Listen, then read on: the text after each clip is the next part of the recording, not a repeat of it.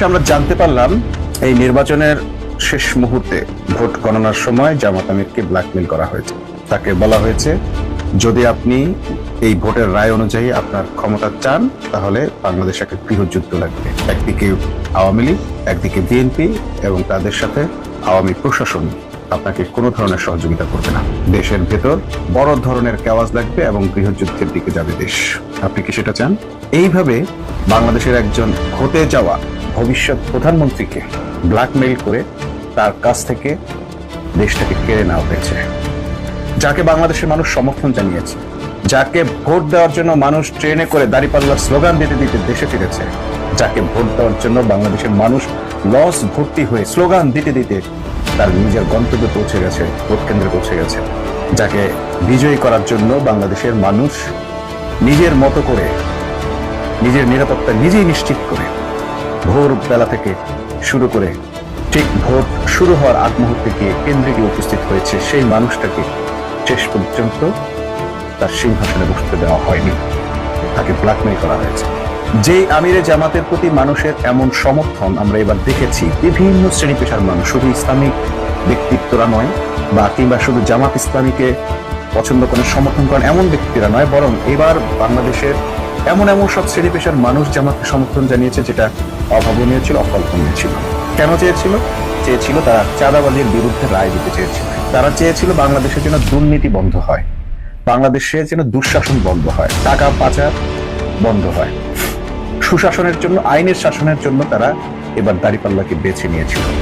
দল করুক বা না করুক, পর্দা করুক বা না করুক, ইসলামী আন্দোলন করুক বা না করুক, সব শ্রেণী পেশার মানুষ, সব ধর্মের মানুষ এবার কিন্তু দাঁড়িপাল্লার দিকে ছুটে এসেছিল।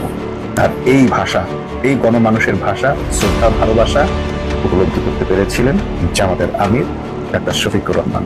যে কারণে যখন তাকে বলা হলো যে বাংলাদেশে একটা ম্যাসাকার হবে, গৃহযুদ্ধ লেগে যাবে, আপনাকে ক্ষমতায় আসতে দেয়া হবে না, বিএনপি, আওয়ামী লীগ এবং তাদের প্রশাসন যে কোনো মূল্য আপনাকে প্রতিহত করবে, আপনি কি করবেন?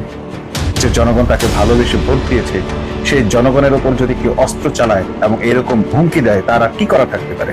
যে মানুষটা বাংলাদেশের মানুষকে নিজের সন্তানের মতো করে দেখেন, সে মানুষ যে কোনো কিছুর বিনিময়ে তার সন্তানের জীবন রক্ষা করার চেষ্টা করবে, এটাই স্বাভাবিক। আর এটাই ওরা জানতো। ডাক্তার শফিকুর রহমানের জামাতের এটাই সবচেয়ে বড় দুর্বলতা। তারা দেশের জন্য, দেশের ভালোর জন্য, দেশের মানুষের জন্য যে কোনো স্যাক্রিফাইস করতে পারে। এর আগেও ক্ষমতার কেন্দ্রবিন্দুতে থেকেও তারা ক্ষমতার কোনো ভাগ না নিয়ে শুধুমাত্র দেশের কারণে সমর্থন জানিয়েছেন।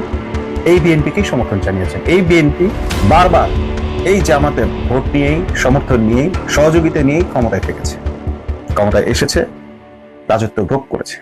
আর এবার এই জামাতকেই ব্ল্যাকমেইল করে তারা তাদের ক্ষমতা কেড়ে নিল। আমরা প্রত্যেকটা কেন্দ্রেরই দেখলাম কম বেশি ভোট কারচুপির ঘটনা আছে। সে কারচুপিটা কিভাবে? ভোটের গণনার ক্ষেত্রে ওভার রাইটিং হয়েছে, ভোট যা পায়নি তার সাথে 1000 যোগ করে দিয়েছে, 2000 যোগ করে দিয়েছে, এমনও আছে যেখানে যত প্রয়োজন পড়েছে যোগ করেছে। শত শীট পাওয়া গেছে যেগুলোতে তাদের ওভার রাইটিং আছে। এরপরও বড় ধরনের কোনো আন্দোলন তৈরি না করে, এর বিরুদ্ধে প্রতিবাদ না করে স্রেফ আইনি পন্থা অবলম্বন করেছেন। কিন্তু সেই আইন, সে হাইকোর্ট তাদেরকে হাইকোর্ট দেখালো, সারা শব্দ নাই, খুব দ্রুততার সাথে একেবারে রাতের আধারেই যেন সবকিছু করে ফেলছেন। গভীর রাতে মেসেজ দিয়ে দ্রুত তাদেরকে সংসদে নিয়ে শপথ পড়িয়ে ফেললেন। স্থগিত রাখার আবেদন করেছিল, সে আবেদনও গ্রাহ্য করলেন না। মানে লুটপাট করার জন্য যত দ্রুত সম্ভব যেন আমরা তত তাড়াতাড়ি এই সিংহাসন দখল করতে হবে, করে ফেললেন।